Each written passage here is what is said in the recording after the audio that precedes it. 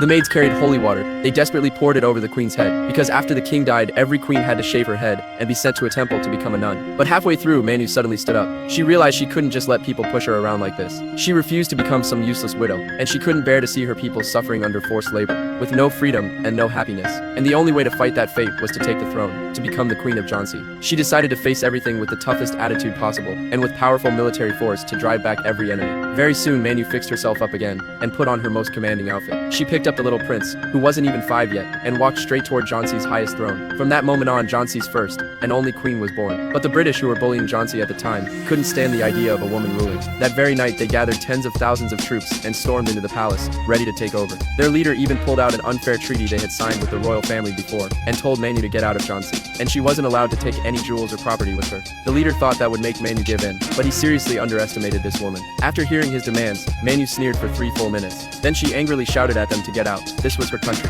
Any treaty the former king had made with them, Manu refused to recognize it. The British were stunned by Manu's powerful presence and could only slink away in embarrassment. Then Manu picked up the little prince again and proudly walked out of the palace. Everywhere her feet stepped along the way, loyal citizens were there clearing the hard stones from her path. When the people heard the news, they lit their torches at home and took to the streets on their own. They made a path for their queen. Even little kids, only a few years old, were shouting from the bottom of their hearts, "The queen is here." Just like Manu said, what made her queen was never some cold throne, but the genuine love and support of her people. The militia that followed Manu quickly gathered together and rushed into the palace, killing the British soldiers occupying it and welcoming Manu back inside. But the first thing Manu did after returning to the palace was stop the militia from slaughtering the British soldiers' families, because she didn't want her people to be trapped by hatred forever. Unfortunately, the British didn't see it that way. They weren't willing to give up Jhansi's resources, so they sent an envoy to the palace again, trying once more to use an unfair treaty to force the queen out. The queen looked at the smug envoy and gave a scornful smile. This time she wasn't going to back down. She was going to use war to drive these shameless thieves out. Soon both sides gathered huge armies ready to fight outside Jhansi's city gates. At first, because the queen's army held the geographic advantage, they only needed a few cannons to keep the British from daring to attack. The queen thought victory was within reach,